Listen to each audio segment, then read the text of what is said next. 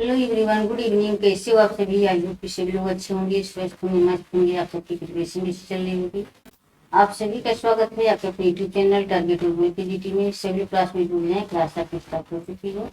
Sociology की तरफ से ताकि आने वाले एग्जाम में जिसके पीजीटी जीआईसी प्रोफेसर सोशोलॉजी समय कोई भी एग्जाम में हर के लिए मस्ट है। थोड़ी बहुत शेयर कर दे क्लास से पहली बार जुड़े तो चैनल सब्सक्राइब कर लें। लिंक है वहाँ पे आप लोग ज्वाइन कर लें। टेलीग्राम लिंक आपको प्ले लिस्ट में मिल गई। आज का ये फर्स्ट क्वेश्चन है, ग्रामीण लोगों का मूल व्यवसाय क्या है? ग्रामीण लोगों का मूल व्यवसाय क्या है? कृषि, बढ़ई, बर्तन बनाना, टोकरी बनाना। तो इसका राइट आंसर क्या हो जाएंगे? सभी कमेंट में बताएं। तो इसका ऑप्शन ए हो जाएंगे राइट आंसर। नेक्स्ट क्वेश्चन है,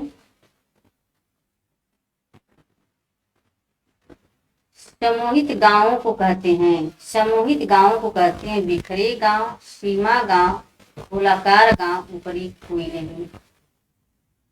समूहित गांवों को कहते हैं। इसका राइट आंसर क्या हो जाएंगे? ये इसमें बिखरे गांव, सीमा गांव, गोलाकार गांव ये नहीं होता है। समूहित गांव जो एक समूह, जो गांव का देखे होंगे तो ये समूहित गांव, इसमें कोई नहीं होगा। तो आपसे ऊपर से कोई नहीं, ऑप्शन डी। नेक्स्ट क्वेश्चन है, हार्डी मैन एक समाजशास्त्री, संवेदनशील इतिहासकार और उनका विशेषीकरण डैश प्राचीन भारतीय इतिहास में है, यूरोप के इतिहास में है, मातहत अध्ययन दक्षिण एशिया के इतिहास में है। इसका राइट आंसर क्या हो जाएंगे? सभी कमेंट में बताएं। हार्डी मैन एक समाजशास्त्री, संवेदनशील इतिहासकार हैं और उनका विशेषीकरण है। इसका राइट आंसर ऑप्शन सी, मातहत अध्ययन, ऑप्शन सी। नेक्स्ट क्वेश्चन है, निम्न में किसका संबंध डेविड हार्डीमैन है? निम्न में किसका अध्ययन डेविड हार्डीमैन से है? Untouchables, status and minorities, feeding the बनिया, इसेज on modernisation, इसेज on modernisation.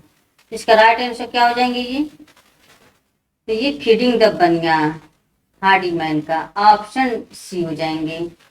Next question है,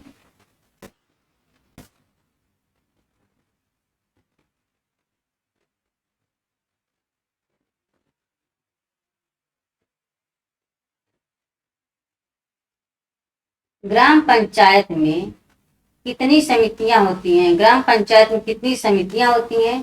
3, 6, 5, 8। ग्राम पंचायत में कितनी समितियां होती हैं?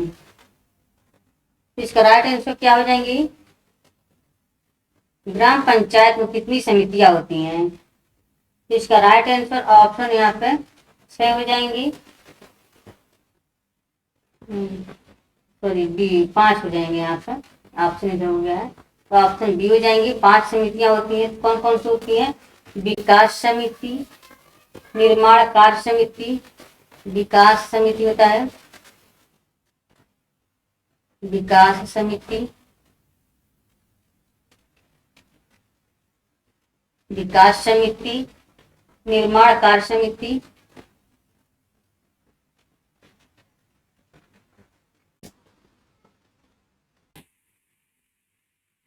कार्य समिति,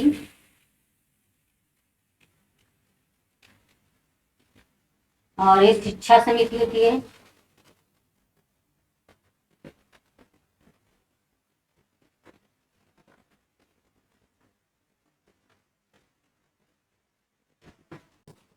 शिक्षा समिति,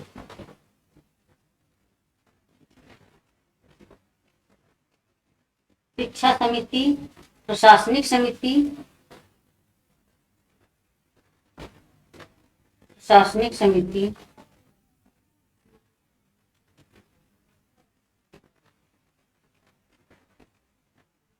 और स्वास्थ्य एवं कल्याण समिति।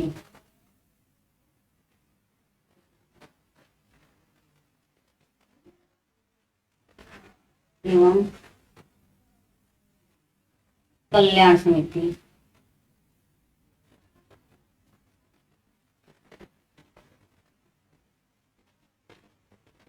कल्याण समिति। तो ये 5 प्रकार के बताए इन्होंने। विकास समिति, निर्माण कार्य समिति, शिक्षा समिति, प्रशासनिक समिति, स्वास्थ्य एवं कल्याण समिति। ग्राम पंचायत में 5 समितियां होती हैं, तो आप यहाँ पे बी हो जाएंगे। नेक्स्ट क्वेश्चन है, ग्रामीण क्षेत्रों में समग्र विकास और परिवर्तन लाने में सबसे अहम भूमिका किसकी है? विज्ञान और तकनीकी की, बढ़ते हुए अपराधों की, प्रथाओं और परंपराओं की, धार्मिक अंधविश्वासों की।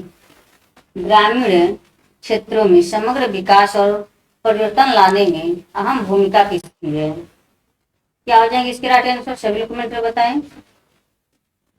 इसका राइट आंसर ऑप्शन ए हो जाएंगे, विज्ञान एवं तकनीकी की, ऑप्शन ए। नेक्स्ट क्वेश्चन है, वर्तमान ग्रामीण सामाजिक संरचना में विषय में दिए गए, वर्तमान ग्रामीण सामाजिक संरचना के विषय में दिए गए निम्नलिखित निष्कर्षों पर ध्यान दीजिए। है, आज भी ग्रामीण शक्ति संरचना में उच्च वर्ग व जातियों में शक्ति केंद्रित है और निम्न जातियां व वर्ग शक्ति प्राप्ति की स्पर्धा में संगठित हुई है। वह ग्रामीण शक्ति संरचना के जिन नए धर्मनिरपेक्ष व प्रजातांत्रिक आधारों को विकसित करने का प्रयास किया गया था, वे अभी भी प्रभावी नहीं है। वह ग्रामीण संरचना आज भी विभिन्न जातियों की संपन्नता विभिन्नता से प्रभावित है। तो क्या हो जाएंगे यहाँ पर? निष्कर्षों पर ध्यान दीजिए। तो ये किसने कहा था ये सब? SC. Mayer, BS. Cohen, OP. Sharma, Yogendra Singh. तो ये योगेंद्र सिंह ने कहे थे, ऑप्शन यहाँ पर डी। नेक्स्ट क्वेश्चन है, ग्रामीण नेतृत्व के उभरते प्रतिमान की कौन सी विशेषता नहीं है? ग्रामीण नेतृत्व के उभरते प्रतिमान की कौन सी विशेषता नहीं है? यहाँ पर नहीं पूछा है।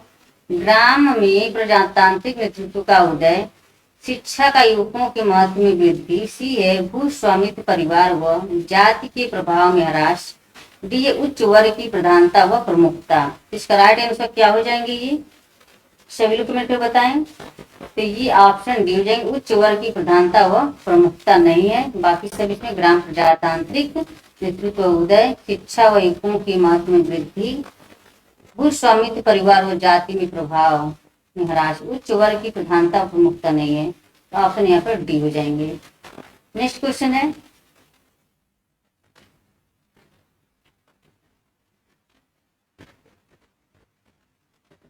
निम्नलिखित में से कौन सा जोड़ा सही नहीं है? निम्नलिखित में से कौन सा जोड़ा सही नहीं है? सही नहीं है पूछा हुआ है यहाँ पे। A.R. देसाई मऊगा, B.S. Cohen Madhopur, M.S. गोरे रामपुरा, रॉस बंगलौर। तो इसका राइट आंसर क्या हो जाएंगे? ये तो यहाँ पे A.R. देसाई मऊगा का सम्मिलित है, M.S. गोरे रामपुरा का,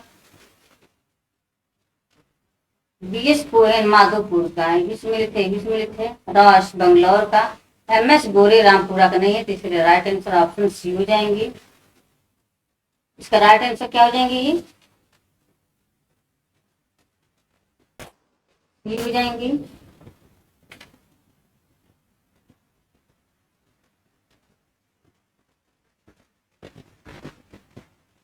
M.S. गोरे कहाँ का है? दिल्ली का अध्ययन किए थे इन्होंने। कहाँ का ये? M.S. गोरे ने दिल्ली का अध्ययन किए थे, Delhi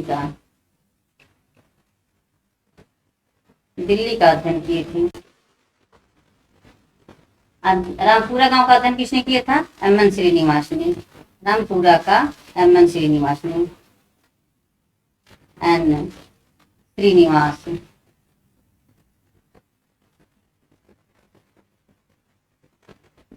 M.N. Srinivas. Next question है,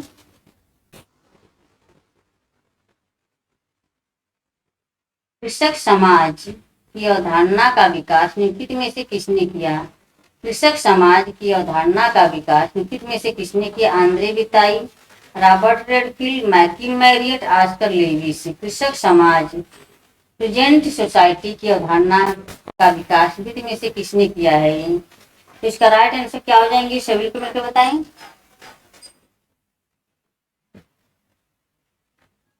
इसका राइट आंसर क्या हो जाएंगे, ये ऑप्शन बी हो जाएंगे, Robert Redfield, option B. Next question है,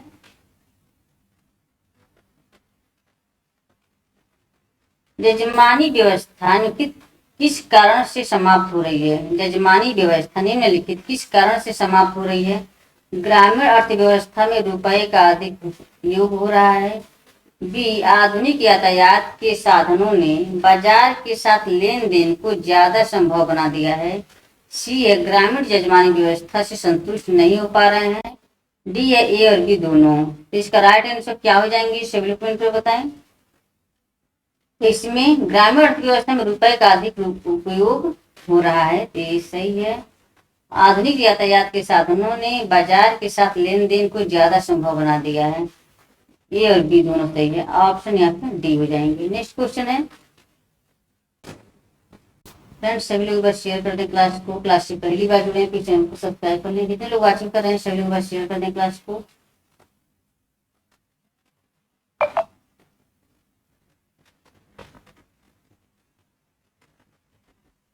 ग्रामीण समुदाय पर नगरीकरण द्वारा उत्पन्न परिस्थितियों के प्रभाव का परिणाम है। ग्रामीण समुदाय पर नगरीकरण द्वारा उत्पन्न परिस्थितियों के प्रभाव का परिणाम है परिवार का विघटन, अर्थव्यवस्था में परिवर्तन, राजनीतिक दलबंदी, ग्रामीण उद्योगों की पतन, बड़े बूढ़ों और युवकों में संघर्ष। उपयुक्त में से सही उत्तर संकेत है। क्या हो जाएंगे इसके राइट आंसर, सभी कमेंट में बताएं।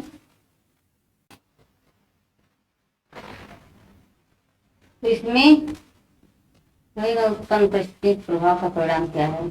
इसमें आपका ए हो जाएंगे, परिवार का विघटन, अर्थव्यवस्था में परिवर्तन और राजनीतिक दलबंदी। 1, 2 और 3 ऑप्शन यहाँ पे ए हो जाएंगे।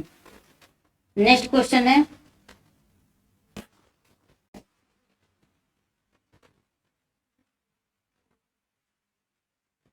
भूमि सुधार कार्यक्रम के अंतर्गत अधिनियमित पहल अधिनियम था। भूमि सुधार कार्यक्रम के अंतर्गत अधिनियमित पहल अधिनियम था पश्चिम बंगाल भूमि सुधार अधिनियम 1956, जमींदारी उन्मूलन अधिनियम 1950, बिहार भूमि सुधार अधिनियम 1950, बम्बई किराएदारी अधिनियम 1939। तो इसका राइट आंसर क्या हो जाएंगे, सभी कमेंट में बताएं। तो ये जमींदारी उन्मूलन अधिनियम 1950, ऑप्शन बी हो जाएंगे। नेक्स्ट क्वेश्चन है,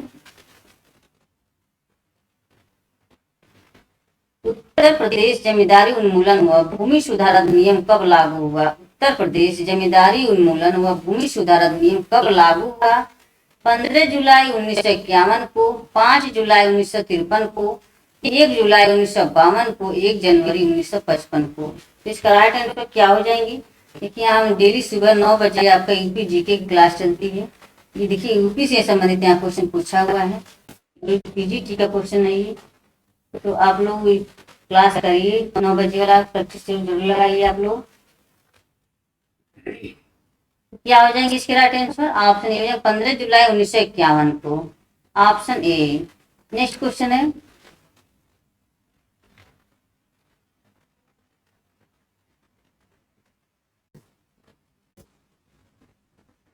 किस समुदाय में पंचायत कर संस्था अस्तित्व में है? किस समुदाय में पंचायत कर संस्था अस्तित्व में? मुस्लिम समुदाय, जनजातीय समुदाय, हिंदू समुदाय, उपयुक्त सभी में।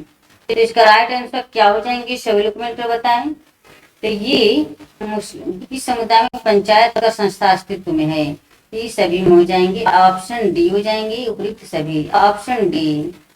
नेक्स्ट क्वेश्चन है,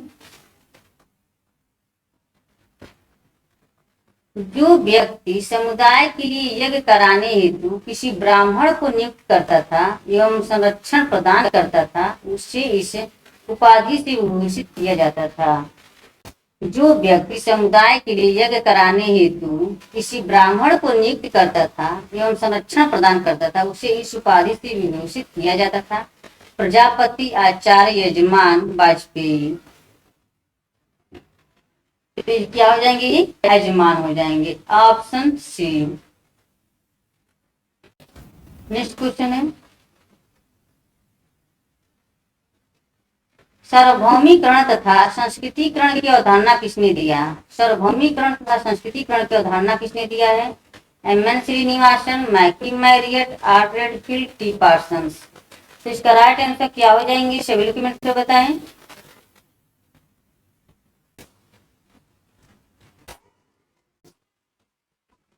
सार्वभौमिकरण संस्कृतिकरण की अवधारणा किसने दिया है? सार्वभौमिकरण का संस्कृतिकरण, तो इसका राइट आंसर क्या हो जाएंगे, सभी लोग कमेंट में बताएं। तो ये माइकल मैरियट हो जाएंगे। Option B.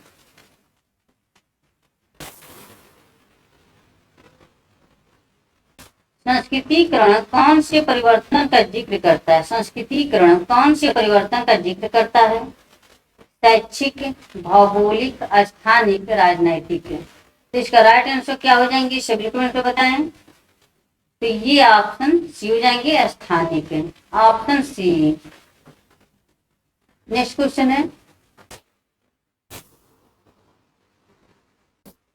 निम्न में से किसने लघु प्रथा तथा महान प्रथा की अवधारणा को दिया? निम्न में से किसने लघु प्रथा तथा महान प्रथा की अवधारणा को दिया? Michael Marriott, Milton Singer, Robert Redfield, Lewis टीमा। तो इसका राइट आंसर क्या हो जाएंगे, सभी लोग मिलकर बताएं। तो ये रॉबर्ट रेडफील्ड हो जाएंगे। ऑप्शन। नेक्स्ट क्वेश्चन है, निम्नलिखित में से अपने सिद्धांत में संरचना और अभिकरण जिसमें प्रमुखता किसी को भी नहीं दी गई है के परस्पर संबंध के विवरण को आगे बढ़ाता है? निम्नलिखित में से अपने सिद्धांत में संरचना और अभिकरण जिसमें प्रमुखता किसी को भी नहीं दी गई है ये परस्पर संबंध के विवरण को आगे बढ़ाता है? ये गिडेंस, जे डेरिडा, जे हैबरमास, जे अलेक्जेंडर। तो इसका राइट आंसर क्या हो जाएंगे, ये सभी लोग कमेंट कर बताएं। संरचना में अभिकरण जिसमें प्रमुखता किसी को भी नहीं दी गई है परस्पर संबंध के विवरण को आगे बढ़ाता है, तो ये एंथनी गिडेंस हो जाएंगे। Option A. नेक्स्ट क्वेश्चन है, तर्क, भाषा, ज्ञान और शक्ति जिसने सामाजिक सिद्धांतों में अत्यधिक योगदान दिया के विमर्श में निम्नलिखित में से किसका योगदान है? जे डेरिडा, एलन थ्यूजर, एम फूको, उपरोक्त में से कोई नहीं। तो इसका राइट आंसर क्या हो जाएंगे, सभी लोग कमेंट में बताएं। तो ये M Foucault. Option C. Next question है,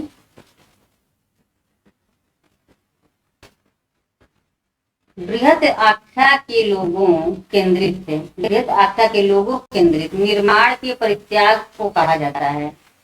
बृहत आख्या के लोगों केंद्रित निर्माण के परित्याग को कहा जाता है अधिक आख्या, आदि आख्या, अविधि सम्मतन, उक्ति, विसंबंधन। तो इसका राइट आंसर क्या हो जाएंगे, सभी लोग कमेंट पर बताएं। तो ये ऑप्शन डी हो जाएंगे, विसंबंधन। Option D. नेक्स्ट क्वेश्चन है,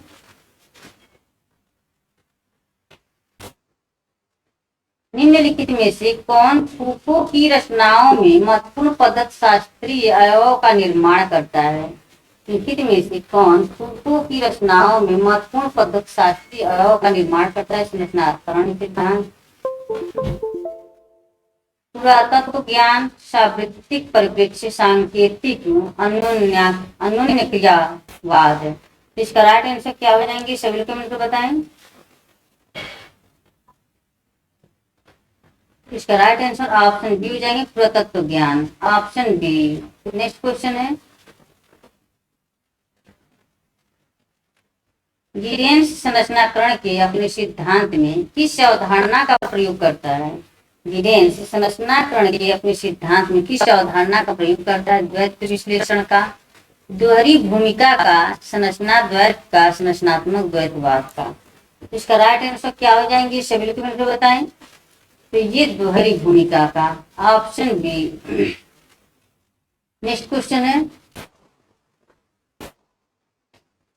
निम्नांकित में से कौन सी अवधारणा डेरिडा ने नहीं दी है? निम्नांकित में से कौन सी अवधारणा डेरिडा ने नहीं दी है या नहीं दिया हुआ है? सांस्कृतिक पूंजी, परावाक उन्मुखता, विसंरचनावाद विभेद। तो इसका राइट आंसर क्या हो जाएंगे, सभी लोग कमेंट में बताएं। इसका राइट आंसर ऑप्शन होगी सांस्कृतिक पूंजी। दिल्लिया ने नहीं दी है, परावापमुक्ता विसंरचनावाद विभेद की अवधारणा इन्होंने दिल्लिया ने दिया है, सांस्कृतिक पूंजी को नहीं दिया है। तो ऑप्शन यहाँ तक ये हो जाएंगी। नेक्स्ट क्वेश्चन है, हैबरमास के विचारों के अनुसार आधुनिक समाजों में विज्ञान और तकनीकी तार्किकता निम्न में से किसके रूप में कार्य करता है। मानव लक्ष्यों के बारे में मौलिक प्रश्न उठाना, विचारधाराएं, अज्ञानता के विरुद्ध तर्क, दमन के विरुद्ध तर्क। तो इसका राइट आंसर क्या हो जाएंगे, सभी लोग कमेंट में बताएं। ये विचारधाराएं हो जाएंगी, ऑप्शन बी। नेक्स्ट क्वेश्चन है, फ्रेंड्स सभी लोग शेयर कर दें क्लास को। क्लास पहली बार जुड़े कि चैनल को सब्सक्राइब कर लें, जितने लोग वाचिंग कर रहे हैं सभी लोग शेयर कर दें क्लास को।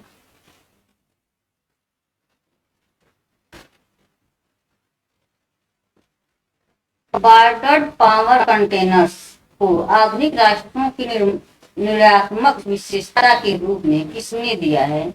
बार्टर्ड पावर कंटेनर्स को आधुनिक राष्ट्रों की निर्माणात्मक विशेषता के रूप में किसने दिया है।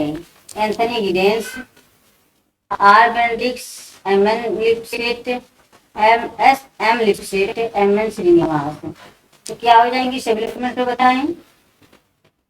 तो इसका राइट आंसर ऑप्शन ए हो जाएंगी, Anthony Giddens, option A. Next question है, हैबरमास ने वैज्ञानिक ज्ञान के तीन स्वरूपों की पहचान की। अनुभविक, विश्लेषणात्मक, नैतिक, दार्शनिक। हर्मेन्यूटिक अन्वेषण, आलोचनात्मक और मुक्तिदायी। निम्नांकित किए गए कूटों में से सही उत्तर का चयन करें। तो क्या हो जाएंगे इसके राइट आंसर, सभी लोग मतलब बताएं।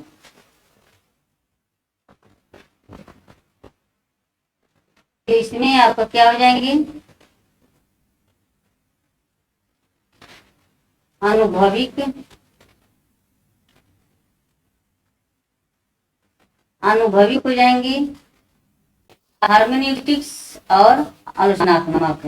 ए, सी और डी, ए, सी और डी, ऑप्शन यहाँ पर डी ऑप्शन हो जाएंगे राइट आंसर। नेक्स्ट क्वेश्चन है,